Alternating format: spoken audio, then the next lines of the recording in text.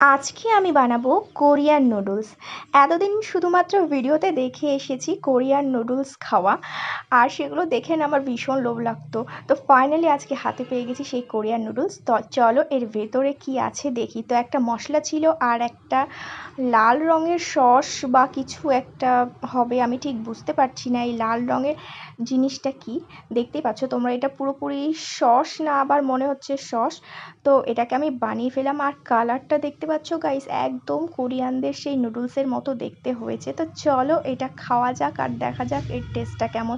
তো ফার্স্টে দিদির কাছে নিয়ে চলে এসে দিদি খেতে বললো, এটা দারুণ খেতে, বাট খুব স্পাইসি, খুবই ঝাল লেগেছে।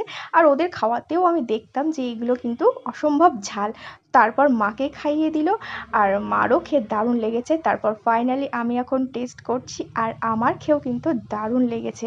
আর এই নুডলসটা ছিল চিকেন ফ্লেভারের, যার জন্য এই স্বাদটা আরও